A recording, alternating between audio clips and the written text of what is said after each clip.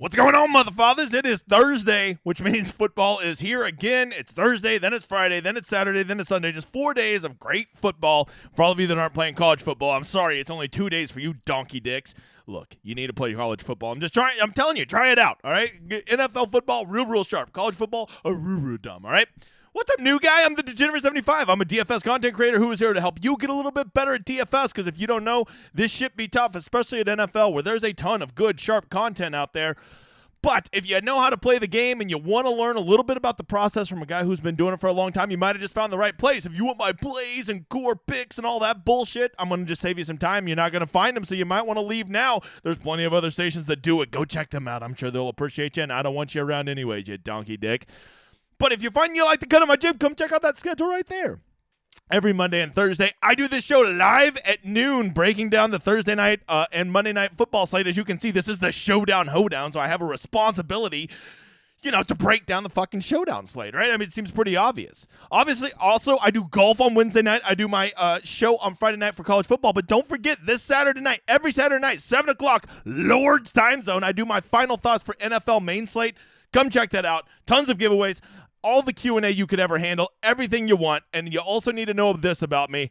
I'm not a fucking poor, okay? So every 75 likes we get today, I will be building a ticket with you in the Millie Maker ticket. I'll buy it. We'll build it together. We'll split it 50-50. People love building tickets with me, so get in there. All you got to do to get in this, simply ask a question over here for the Saturday night one. Just like and retweet my tweet I'm going to put out, what is that, Friday night, right? It'll be a 24-hour warning tweet. Do that. And me and Tambo are doing the week preview show every week. It's already up. Yes, my shitty computer collapsed on me during the stream, but the replay is up and it is fine. Go check it out. Lots of views. Appreciate all the likes and everything on that. We're going to continue to grow that. Tambo's my brother. We will never stop. All right, let's get to it. For all of you that don't, if you play NFL Showdown, you don't play any other sports, you don't realize how good you have it, you motherfather. NFL contests are just so sick, right? Here's what you're going to do. You're going to go play in this big $15 tonight, new guy, because you're a dipshit. Okay, that's the answer. And you're going to be like, man, I never win at the NFL. And if you didn't see, I believe it was last Thursday, there was like a 380-person chop, right? So the $1 million got split up. I think they all got like 4,000. And I know you think to yourself, shit, man, if I ever won 4,000 at DFS, I'd be the happiest man alive. But you're going to get that once in your life. And now instead of getting $1 million, you got $4,000, which may sound great, but you're going to burn through that 4,000 really fast because you're never going to fucking hit it again. So what you need to do is you need to build lineups where, if you hit, you win it all to yourself, or you only chop it with a handful of people. Do not be afraid to be contrarian, okay? Yes, the chalk lineup got there one time with DeAndre Swift going ape shit. I get it, but those guys, a lot of those people are going to burn through that money literally in a week because $4,000 is only enough. It won't even get you through maxing this contest twice. 15 entries at $15 a piece, 150 at $15 a piece would be $2,250 times 2 contests. Just 2 times of maxing this slate, you're already at $4,500. Didn't even pay for 2 slates. That is not a good plus EV move in the long term. So here's the one piece of advice I want to give you. I said this last week, and I'm going to keep saying it because I get so many freaking new guys every show. By the way, welcome, new guy. I'm not that intimidating, okay? Here's what I want you to do. I want you to make your narratives tonight. Showdown is all about finding a script or a narrative of how you think the game's going to play out, right? And then you start putting players in your player pool that fit that script or that narrative, and then you start building how many guys are in my player pool. Sometimes you'll find that you have 8 guys in your player pool, sometimes 15, sometimes maybe even 20 if you think it's going to be a shootout player pool and you want to mix and match all the wide receivers and tight ends, right? All of those are viable. But what you need to do is build your player pool and then go pick your contest, okay? Don't go pick your contest and say, I'm going to just play in the $3.20 max tonight. Because what if you only like 8 guys tonight? Well, if you only like 8 guys, you're never going to be able to build 20 lineups. So don't commit to the contest before you've built your player pool. Build your player pool. See how many guys are in it. The larger the player pool, the more number of lineups you should play so you can have different variations of that player pool. But the smaller the player pool, the more focused you should be on a single entry or a 3 max or maybe a 5 max at most, right? Or go play in a 3 max and 2 single entries, right? Don't get caught up in I've got to play this many lineups. If you don't love that many players or that many scripts tonight, you don't need to build 20, 50, 100, 150 lineups. You simply need to build the number of lineups that fit your player pool. And if you don't know, single entry and 3 maxes are so much more sustainable. And when you hit in those, you can really hit. You don't have to hit the stone cold nuts to take down the $50 single entry. A really good lineup will get you very high up in the $50 single entry. A really good lineup in the Millionaire Maker will get you dick. All right, maybe a min cash at best, right? So remember that when you're making your lineups. If you make a lineup and it's a script and you think this is how it's going to be and it's just one lineup, well, don't just go throw other guys in there just to build more lineups. Just go toss that bad boy in the $100 single entry or whatever level you're comfortable at. The $33 single entry, the $12 single entry, the $5 single entry. There's so many great contests that fit what you want, and single entries tend to have dramatically better payout structures than those Millionaire Makers. I'm telling you, you do whatever you want with your money, but if you're one of those people that say that you always lose and DraftKings is just a waste of money, no, you're the dumbass that's making the mistakes, not DraftKings, okay? They're putting the big Millionaire Maker, that's for two kinds of people. That's for fish and pros. And I'm going to make a bet that if you're watching this show, you're probably neither, Bob. All right, the weather tonight looks pretty good. Clear and 71, right? It could be raining homeless people. It is San Francisco, so you got to be aware of that. You got to be aware of that, right? You never know when they're gonna run out on the field, and it gets real icky there in San Francisco sometimes. And for all you in San Francisco, if that hurts your feelings, I don't give a shit. Okay, I live in Oklahoma, the Lord's country. All right. This is the Rosetta Stone new guy. This is what I have. By the way, I have a really fancy one that I do for all my members over on my website. See how pretty that one is with all the projections and optimals and color coding? Yeah, it's a work of art. I like it. I like to think it looks like an offensive coordinator's play sheet, right? It just takes everything. All right, I'm an offensive coordinator and I got a million plays, but I want to focus it down into my call sheet. That's what the Rosetta Stone is. But you're on YouTube, so you get the I'm a poor one, and here we go. All right. By the way, look at that. 81 likes already. Get me up to 150. I want to do at least 2 drawings today. At least 2 drawings. All right, look, we're going to make 2 big assumptions tonight. One big assumption, okay?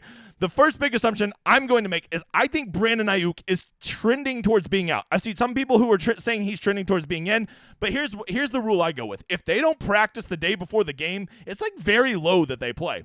And even if he does play, I think that he is going to be limited. So I'm going to work under the assumption he is out. So even though he is on the stone, I do have him on status watch, and I do have a big line through him, which is never good when you have a line through your name. We're going to start with injuries because tonight I love when there are injuries at Showdown. I don't love players getting hurt, obviously, but I love what it does to the game theory of it, because when there are injuries, this is what people just naturally do. This is what the reptilian brain thinks. Oh, Saquon Barkley is out. Matt Burrito is a really good play. Okay, well, I don't necessarily agree with that, right? Brandon Ayuk is out. I must go play Dewan Jennings now. Okay, well, I don't necessarily agree with that. I do agree that when Ayuk and Barkley are out, that obviously opens up massive amount of usage for other people. But everybody always just thinks it's the backup, and they rarely think about how it impacts the other stars on the team. Usage isn't always equally gobbled up by the guy sitting behind the injured player on the depth chart. A lot of times, it's just gobbled up by all the other fucking good players. So let's start with Brandon Ayuk. If Brandon Ayuk is out tonight, I think you're going to see guys like Jawan Jennings and especially Ronnie Bell be mega chalk. People are just going to assume that those guys are going to eat up that usage, and they will certainly get a bump in their usage tonight compared to what they normally get, right? That is a certainty. But the question we need to ask is, will they get a big enough bump in their usage? And by the way, usage is just how often they're on the field, how often they're being targeted, and how involved they are in the offense, right? That's what I mean when I say the word usage. New guy. But maybe the answer is, maybe San Francisco just says, you know what? We need to get the ball to Debo more. We need to get the ball to Kittle more. We need to get McCaffrey the ball in some different ways, and we need to get Elijah Mitchell out there more, right? Maybe those are the guys that eat up the usage, and it's not just a straight, Ayuk is out, so Jawan Jennings and Ronnie Bell and, Ray McLeod become the nuts plays, right? So I really encourage you to think about, if we get word that Ayuk is out, maybe it's that his usage isn't just eaten up by the backups, but maybe it's eaten up by other members of that San Francisco offense, and it opens up value and usage to people that the market is not accounting for. All right. The other big news is Saquon Barkley is definitively out tonight, which does open up an interesting situation for the Giants, right?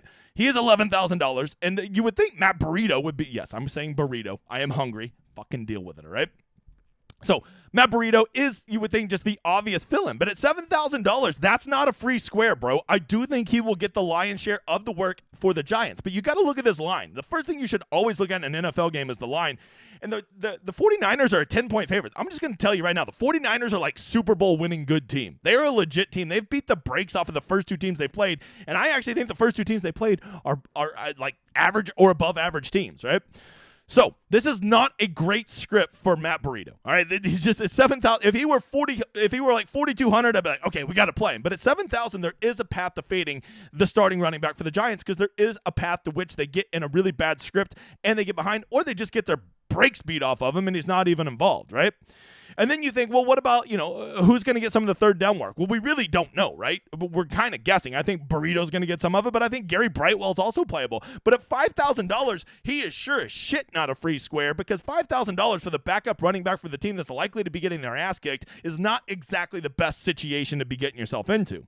So then you got to ask yourself, well, if Saquon's out, and the Giants are going to be competitive at all, who is going to eat up that usage? And once again, maybe the answer isn't the obvious backup. It's just the backup, right? Maybe it's all these wide receivers that the Giants have, okay? And trying to figure out the Giants wide receivers is a lot like trying to figure out the Chiefs wide receivers. It's called fucking roulette, Bob. It's not easy. If you want to see, Hodgins and Slayton have definitely been out there the most. You can see I have their snap count over here. Both of them are out there. Well, let's see. Hodgins has been out there 2/3 of the plays, and Slayton 3/4 of the plays. And Paris Campbell's been out there quite a bit too. And those three guys lead in targets. So you would think those would be the three leading guys to get with this passing game, right? But it's not that simple, Bob. It's not that simple. Jalen Hyatt is the guy that they spent some draft equity on. He is the rookie out of Tennessee, and he is certainly their deep threat guy. So just to look and say, well, he's only been out there 28% of plays. Yeah, but he gets like 3 bombs a game. So you got to consider that they are going to chunk the ball up to Hyatt, especially if they're behind. You got to think they're going to be chunking it.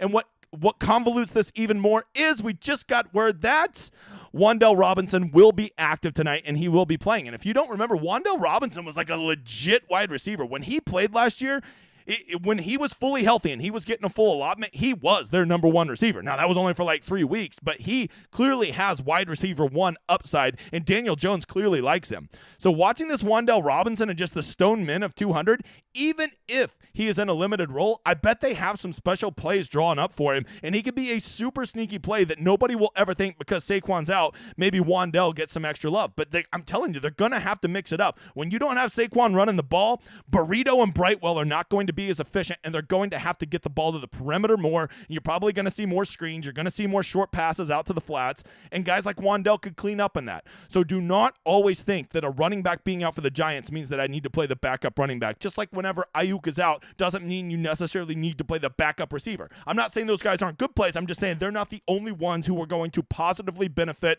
from the usage, okay? That is the injuries, right? If you don't start with looking at the injury news tonight, I think you're a fool, okay? So Saquon, Wan'Dale, Ayuk. I am under the impression Ayuk is going to be out, but if he is in, I will update it tonight. I will be doing my stream over on my site at 6 o'clock, and we will get those projections and those updated into the solver immediately so everybody can make up-to-date lineups, okay? But I just have a feeling he's going to be out. All right, just going through the slate here, we've already talked about Daniel Jones. Look, you need to know this about the Giants. Through the first 6 quarters of the season, they had scored 0 points. That's not a very good offense, right? Yes, I know they absolutely nuked it in the second half against the Cardinals, but you got to ask yourself, did they just like luck sack for one half against a very, very below average defense, or did they get something figured out? Because there is a very good path. This game is something like 28-6 tonight, right? There is a very real path to the Giants just sucking and the 49ers being absolutely dominant, right? And in that, you're going to almost certainly want to build a 5-1 build, and that one bringback would probably be like the Graham Gano or one of the random pass catchers for the Giants, right? That if you think that the 49ers are going to blow them out, that would probably be your best build, a 5-1 49ers with Gano or a shitty Giants wide receiver as the run back. But if you think that they can be competitive, you got to ask yourself this. How does Daniel Jones not get there, right? The guy offers a very solid floor. He is running like 43% of their rushing plays right now. Maybe it's 34%. A ridiculous amount. I don't think he can sustain that, but when you get a quarterback who can get you 30 or 40 yards a game with rushing touchdown upside, that's a huge floor that's already built in. Not to mention, you got to assume they're going to be in a script where he's going to be passing that ball all around the field, so 250 to 300 passing yards is likely, and probably one passing touchdown. So with Barkley being out, I think that this dramatically improves Daniel Jones's value if you assume that the Giants are going to be competitive, which I'm not sure they're going to be, right? That only you are going to know what your narrative is for the game tonight. At wide receiver, once again, Hodgins, Slayton, and Campbell are the guys who are going to be on the field the most, but I am convinced that Hyatt is their guy, that they want to be their stud, and I bet he gets a long shot or two, so he is a dude at 5,200 who is dramatically overpriced for how much he'll be in the game, and I think that if you're just playing to win a GPP, all it takes is that guy to get one catch, 60 yards, and a touchdown, and he's there. He's gotten there because he's not going to be that highly owned. And then once again, I think you got to watch out for Wan'Dale. I don't know what his role is going to be tonight, but at $200 at the stone minimum on a guy that we've already seen can get it done, I think you got to be open to that. But what I think that everybody will forget about tonight is Darren Waller. Who's the number one receiver for the Giants? It's their tight end. His name's Darren Waller. He is getting targeted a lot. Daniel Jones clearly values him the most, and I think in a game like this, where if the Giants are going to be competitive, it will largely be on the back of Darren Waller being in there. So if you're buying the script that this could be a shootout or the Giants are going to be in a competitive game, I think that Darren Waller at 7,400 is completely a steal. He seems underpriced, and I think he is a guy that will also see a bump in usage with Saquon being out. From there, Gano and the Giants defense, these get really hard to play, right? If you're playing the Giants defense, I actually, this has been a new thing that I've been on. It's working out really well. I really like defenses ran back against the quarterback, right? So if the Giants do get a pick six early in the game, that probably puts Brock Purdy in a script where he is now passing around. Or even if they get one early in the third quarter, in the fourth quarter, while Purdy's throwing the ball all around, the Giants get a pick six. Well, that's 8 points for the defense, and now it's just going to keep Purdy that much more aggressive. What I don't like to do is I do not like to run the Giants against like McCaffrey, right? Because if McCaffrey's running the ball 25 times for 150 yards, that probably means the Giants are not getting any sacks, any interceptions, and having no chance at scoring points. So when you run a defense out there, think of the correlation to the other team. Going for San Francisco, Brock Purdy's just a game manager, but he's a pretty good one, and it just seems like 49ers are going to really, really lean on the Giants tonight, and you've got to like this environment with the 49ers defense and their rushing game. It just seems like they're going to control it, and so with that, you have to ask yourself, does Brock Purdy have the upside to pay off a $9,400 salary? And only you know the answer to that. My initial instinct is probably not, right? Because I think Christian McCaffrey is super efficient, obviously. He has a lion's share, but if you did not see, they are trying to get Elijah Mitchell more involved. I think he could be a very sneaky play tonight, and here's my craziest take. I think you can play McCaffrey and Mitchell in a lineup. I think they can both get there. Old Nick Chubb, Kareem Hunt style from 2 years ago, right? I think this is a game where both running backs can get there for San Francisco, and you could just fade the passing. Matter of fact, you could probably go McCaffrey, Mitchell, and Debo, because you know Debo's going to get some weird-ass run plays, and he's going to get a bunch of screens. I think Debo is almost a must-play, because if Ayuk is out, because he is the one that definitely stands to benefit from the increased usage. But once again, the guys that everybody's going to want to play is Jennings and Bell. And I'm not saying they're not good plays. They are if Ayuk is out, they will definitely be on the field more. But you got to ask yourself, just because they're on the field more, will they be more involved in the offense? To me, the guy that I think is a sleeping monster tonight that could get a little bit of love and people will not think enough about is old George Kittle. $6,600 for George Kittle on a showdown slate is laughably low, and based on just his usage so far this season, people are not perceiving him as an elite tight end anymore. I think he is a smash play tonight. I think he's a guy that will eat up some of that Ayuk usage. Now, if Ayuk does play, yes, I'm definitely going to downgrade my dude Kittle, right? But if Ayuk is out, I think that opens up a ton of value. And then, of course, anytime you have a 10-point favorite, you've got to be considering the kicker and the defense for the winning team. If you're doing 5-1 49er builds, I would say when you do a 5-1 49er build, definitively you need to either have the defense as one of those five or the kicker, if not both, right? Because if the 49ers are going to go out there and blow them out, it is probably going to mean that the kicker or the 49ers defense, one of those two, is having a really good game and offering you that salary relief that you're going to need to have a nuts type lineup, right? If you go Purdy, McCaffrey, Debo, Bell and Kittle as your 5. Okay, well, they better score 35 points, okay? Because, like, there's not a good chance that all those mouths can be fed in a game, and the defense and the kicker don't outpace one of them, right? Not to mention, you're going to really burn through a lot of salary doing that, so you probably have Bell at the captain, right? So really think about, if you think the 49ers are going to blow them out tonight, how can you build your lineup differently, and how can you do it most efficiently? And I don't think that Purdy, a running back, and 3 pass catchers is the best 5-1 San Francisco build. I think you certainly want to have either the 49ers defense or Jake Moody, the kicker, okay? So there you go. That is roster construction. That is injury updates. And that is the game theory. Let's get over to the questions. But before we do, come check out my site, dgen75.com, the fastest growing community in all of DFS. That I can assure you. It's just people keep signing up all the time. Maybe it's because we have a whole bunch of winners and we celebrate the winners of our community and not my wins. Look at all these motherfathers who are winning, flying the flag. Appreciate all these guys. 10,000, 8,300, 5,300, 5,000, 2,000. Incredible hits. The football wins are starting to roll in just like they happened during PGA. That's right. And you want to know what they're doing? None of them are my picks or my plays. All of them are using this thing right here called the Rosetta Stone. It is the best tool out there. There has to be a place in DFS where you can get good projections, good ownership, and a great tool without being fucking price gouged. And that's what we offer over there, right? And you know what? We're small enough to value every one of our customers and big enough to not give a shit if you don't like it. It's a magical place to be over at dgen75.com. If you think all this sounds cool, but you're reluctant to just sign up, well, just do this. Go sign up for my newsletter right here, the Motherfather newsletter, which is right here in the description of this video. Show the editor, at the DGen editor on Twitter, that you signed up. He'll give you a free week on the site. And why do I do that? Because I know once you're there, you're just going to want to come right back, right? So once we boot you after a week, you'll be like, shit, man, I need to go sign up now. All right, editor, let's get to the drawing. It looks like we currently have 119 likes. So for right now, editor, let's draw one name. And then when we get to 150 likes, which I know we'll get to because there's 180 of you motherfathers in here, we will do a second one. So right now, editor, draw me a name. And let's do that. And then here in a minute, editor, be watching. When we get to 150 likes, which we're going to get to, you're going to draw another name for me, editor. All right? There we go. Look at that right there. Jumped to 129. Look at these sweaty tryhards, reluctant to hit the like button. I hope the editor didn't fall asleep. Should we do a poll? Is the editor dead? Is the editor dead? That should be our poll. Brett Bilkey, I know that guy. He's good people, always supporting the cause.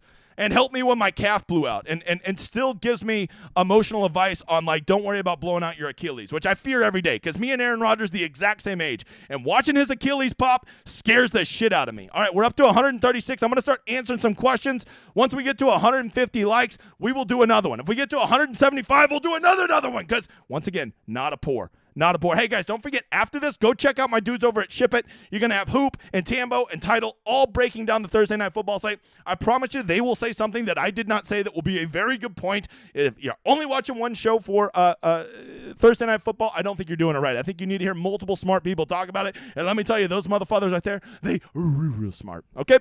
All right, I'm going to answer some questions now. Waiting for 150 likes. Let's get to it. Will a 5-1 San Francisco stat be mega chalk tonight? I don't think a 5-1 is ever mega chalk, Mike, but I will tell you this. It will be more popular tonight than it normally is, right? It will be more popular. So I would say it's going to be something like 20% of lineups are going to be that, which is really, really high for a 5-1. Let me get a quick swig of the cold brew. Cold brew's smacking today. I will tell you, 12:22, I'm still drinking cold brew. My ass going to be up late tonight. Dims the rules. All right. 5-1 Frisco with a New York okay, Nick, that's a way to really be different, right? If you're going to do a 5-1 San Francisco build, which I just said I think is going to be rather popular, putting a Giant at the captain could be it. But you really are banking on the one Giant to have a ton of usage. And I'm just going to tell you, who the hell is going to soak up all the usage for that piece of shit team? Maybe Waller, I don't know. But that is a way to get different. If you're trying to ship a GPP and you want to play the San Francisco wins 28-10 narrative, I could see that getting there. Ready to take it down. All right. Hey, we're up to 147 likes. Let's go.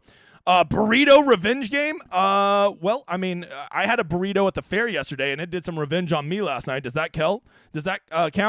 Let's see. Jesse, are C. Noon and JT Snake in here? I don't know. They're here a lot, I'd imagine. Let's see. What a weird fucking question to come in. Jesse Atfield. What a fucking strange question. All right. Already smashed the like. It's banjo time. That's right, you motherfather. Cody Berry. Can you see this game being another kick-ass, another ass kicking from the Giants on a short week being shorthanded? I mean, look, I very, very, very rarely, Cody, like to play the favorite blowout narrative, right? So like tonight, the Giants, or excuse me, the 49ers are a pretty big favorite.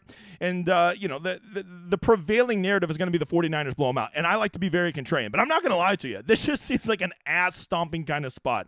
I know I'm a big proponent of, in the NFL, all these teams are like razor-thin difference, but this is just a bad spot for the Giants. So I do not mind running with the narrative that the 49ers are going to beat the brakes off of them. And maybe what I can do is just construct my lineup a little bit different. Maybe getting off, if Ayuk is out, maybe getting off of Bell, maybe getting off of Jennings, and constructing my lineup in a different way, right? Because if you made me choose, that would be the one that I would want to go with the most, is the 49ers beat the brakes off of them.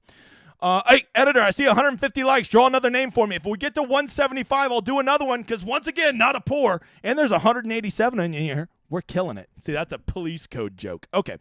What's your take on Ronnie Bell? Some of the rookie wide receivers are doing well. I mean, Ronnie Bell is, at $200 is, if Ayuk is out, Ronnie Bell, I bet, is going to be 50% owned.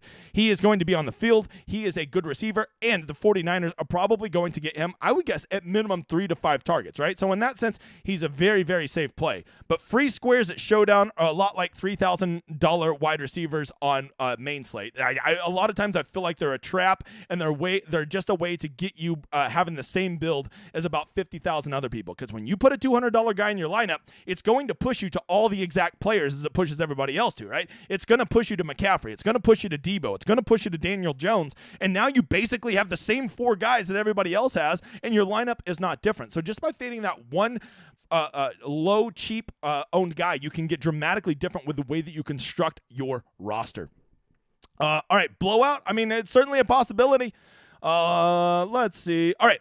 Any way you can fade CMC tonight? Yeah, absolutely. I think that there is a path that the 49ers get up early. Maybe Purdy throws a couple touchdowns, and, McCaffrey gets something like 16 rushes for 90 yards, 3 catches for 20 yards, and doesn't fall into the box. And if he gets that at 13,200, he ain't ever going to be the optimal play, right? There's just, at that price tag, he is going to probably need 100 yards plus the bonus plus a touchdown, probably 5 catches for like 30 or 40 yards, right? And I do think that the 49ers are realizing that he is the best running back in the NFL, and they have Super Bowl potential, and they probably don't want to run all the rubber off of those tires this early in the season against a team that appears to be outmatched in the Giants. So I think there is definitely a path to fading McCaffrey. Definitely a path to fading McCaffrey, right?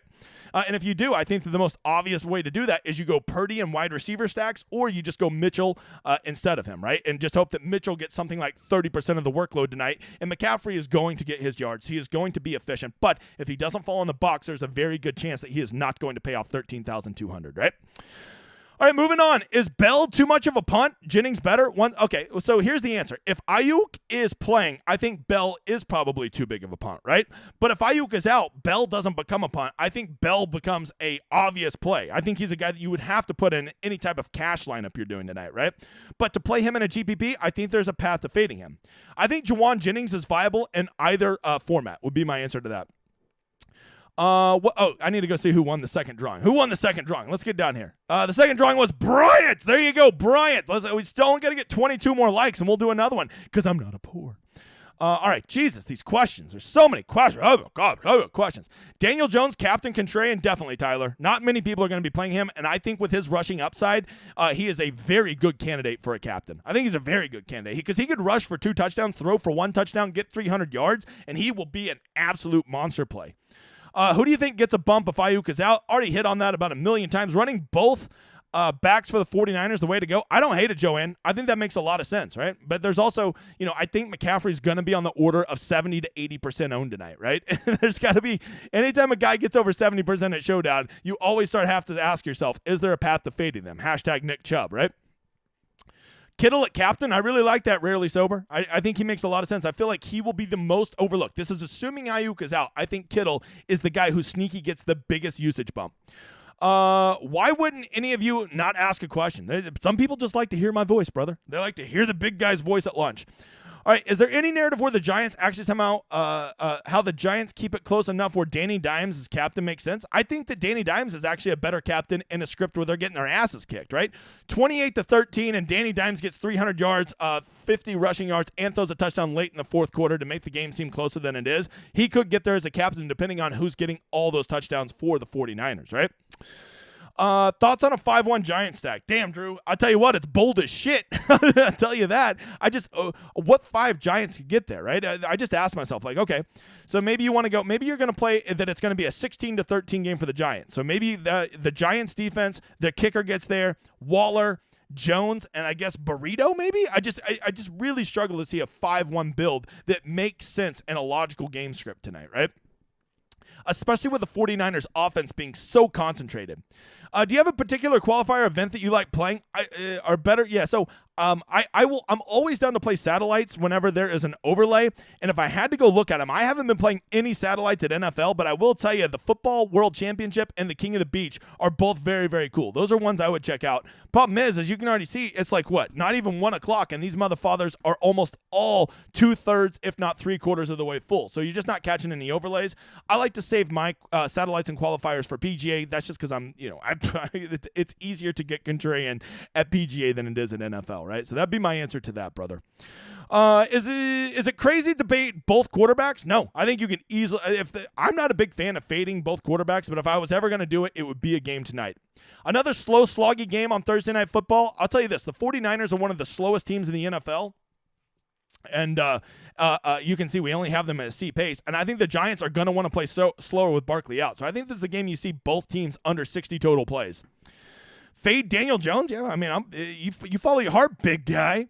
Hey, motherfather, who's the least favorite player projecting over 10% in captain? Probably Burrito. I actually don't have it, but I mean, people are going to play him. I just don't love the spot for him. Fade CMC at captain tonight. If you want to be different, that's a great place to start, right? And it really going to give you a ton of freedom, Sarah, and how you construct the rest of your lineups. Because when you put CMC at the captain, $19,800. That is the most expensive captain I've ever seen in my life.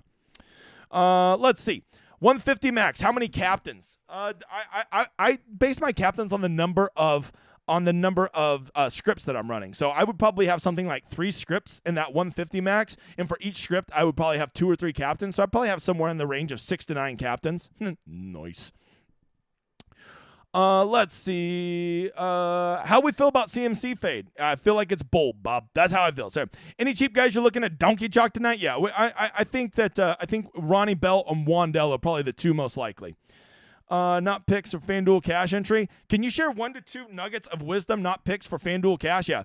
Typically speaking, you're always going to put the free square guy in your lineup. So if Ayuk is out, you're going to want to have Ronnie Bell in there, right? Or Jawan Jennings or somebody like that.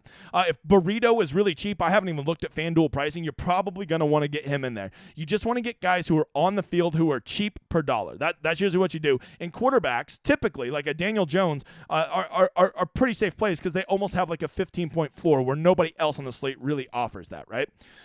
Let's see. Jacob Olsen says, what is the best way to determine the variance between the pass catching options for the 49ers? Just seems like a lottery pick. You know, you say that, Jacob, but weirdly enough, the 49ers have one of the most condensed passing games in the NFL. It's basically Kittle, Debo, and Ayuk who get almost all of it. And then, of course, McCaffrey, right? And if we get word that Ayuk's out, I think that I just like McCaffrey and Samuel and Kittle that much more to soak up more of those passes, right? That's just my projection. All right, what's up, motherfather? How you feel about Niners D and kicker in the same lineup? If you think the 49ers are going to blow them out, the kicker and the defense are very well correlated, right? If they win this game something like 30-7 and you can get 3 field goals and 3 extra points and the defense scores one of those touchdowns, I think that's a lineup that makes a lot of sense. Makes a lot of sense if you were going with that. I don't really love it if you think it's going to be a shootout because that doesn't make any sense that those two would be in a lineup together, right? Let's see. Agree. I do not want to start with any Giants tonight. I'm a big contrarian guy at Showdown, but I will tell you, of all the times to be contrarian, tonight I am feeling the least comfortable with it. Do you prefer a 5-1, 3-3, or okay? So if I'm going 49ers, I would be a 5-1 build, 4-2 at the least. If I'm going Giants, I would probably like a 3-3 or a 4-2, right? And by that I mean a Giants captain in that 3-3. I think that's the only way to be different because I do not want to build my lineup the same fucking way everybody else is going to build it, right? Devin says, have lock on McCaffrey and the captain, right? You don't have to do shit. There is a chance that they get ahead and pull his ass out in the 4th quarter, or if he doesn't score a touchdown at that ridiculous price tag, he does not get there. I think the easiest way to get different tonight is have McCaffrey in your lineup, but have him in the flex, or just completely fade him. But you got to ask yourself, am I just getting different to get different now, or am I getting different and I still have a lineup that has a path to success, right? Like, if you're fading McCaffrey and leaving $10,000 on the table, I think you're doing it wrong.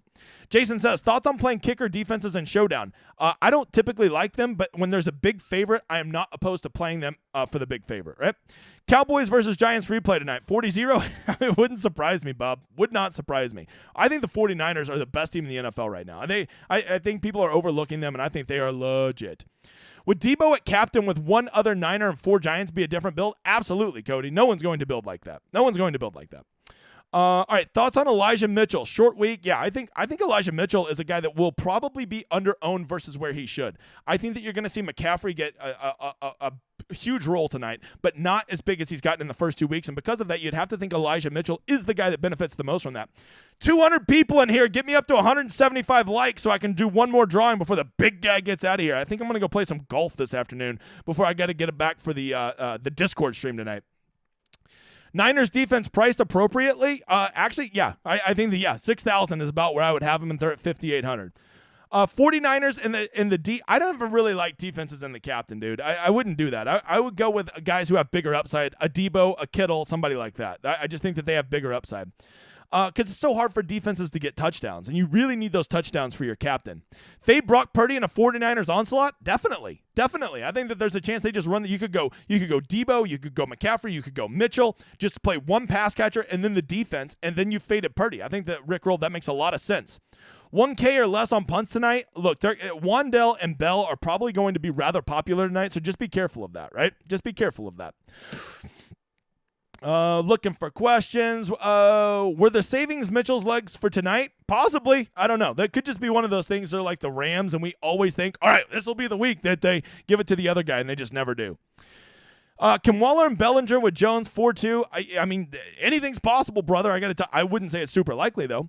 Giants missing 2 linemen guys, too, right? Well, look, let me just tell you why I played Geno Smith last week, right? Oh, missing both his tackles. He'll could never do good. Okay, that's narrative bullshit. A lot of these teams do not have the most dominant offensive linemen, and the difference between their starters and their backup is pretty minimal, right? Unless it's like a fucking badass lineman, I don't worry too much about missing offensive linemen because there's just not a huge amount of difference, and a lot of times coaches will know that they're without their linemen, and they will do more quick passes and will account for not being able to have as much time. Looking for question marks. Fading McCaffrey isn't crazy, right? No, it's not crazy. It's bold, but it's not crazy. I make lineups in the solver, export them to CSV, upload to DraftKings, but how do I plug my lineups into a contest bulk? You go to edit entries, right? You just go over here, you go to lineups, you go to edit your entries, and it'll take all your reserved ones, right? Oh, that's just my fill-in college football lineup for tomorrow. I wouldn't read too much into that. Hi, I'm the real Bob. Do you think the 49ers captain D is? Yeah, I don't like it. Bob. Mitchell or Kittle at captain, enough to be different.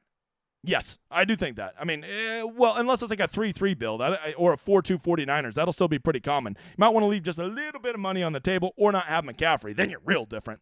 CMC based on the short. Hey, editor, we got 175. Give me another one. CMC based on the short week, are we having 100% usage on Sunday? More likely Mitchell time? I think that's a narrative that makes sense. I don't have any proof to that other than the coach saying we need to get Mitchell out there more. But, that's also just a coach in the moment. And then when they get in the game tonight, they're going to want their best player out there. Where's the like button? Are you kidding me? Hermit money? I'm about to hermit kick you in the nuts, pal. All right, your views on a 3-3 balanced build. I think it's actually one of the few slates where a 3-3 build is almost contrarian, especially if you have a giant at the captain. Should I rewind to the start from the beginning? Yes, because then I don't have to answer the same fucking question 57 times. Do you think the 49ers defense is costing more than the defense usually is, or will scare people off? Probably. I don't think it'll scare people off. I just don't think that they're going to be like 25% owned like they probably should be. Leaving $2,500 on the table too much? Not if you're fading McCaffrey, I don't think it is. Good afternoon, G-Gens. Kittle and the captain to get different? Yes, already answered that. Getting tired of answering the same questions. Sam Darnold, Elijah Mitchell, or a second stringers? Yeah, no. I mean, Mitchell, yes. Never play second string quarterbacks. I mean, that shit's for the birds, bruh. For the birds. Who won the third one, editor? John Fragiardo. Let's go. All right. Answering 10 more questions, and then I'm getting out of here like a fat kid in dodgeball because I need to get on the course.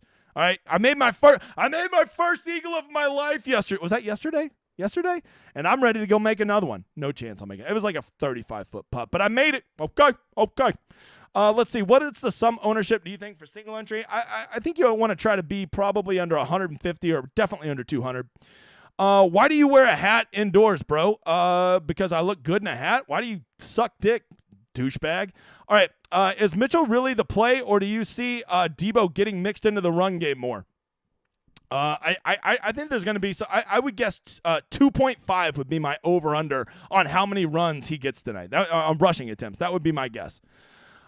Is Kittle captain competitive script viable? Is Kittle captain in a Giants or competitive script viable? Yes, I'm telling you. The Kittle at captain is viable. How's the big guy? Better now that you're here, Nick. You mentioned Wan'Dale could play. I think he's going to be limited, because let's face it, Wan'Dale is fragile.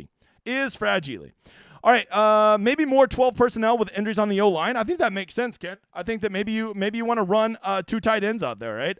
Bellinger, Bellinger's a guy that'll fall into the box for you. So maybe two Giants tight ends is the ultimate contrarian play. Michael says, do we get more defense given the past few showdown slates? I mean, showdown slates have been pretty sloggy so far, and I think this game could be sloggy, especially if the 49ers are not efficient on offense, right? Not usually a fan of defensive captain, but you considering it? I'm not, but I do like that defense. I just don't really like defense as a captain, especially whenever you have guys like Mitchell and Ayuk, or not Ayuk, but Samuel and McCaffrey and Kittle. I feel like all of them are better options for the 49ers in the captain spot.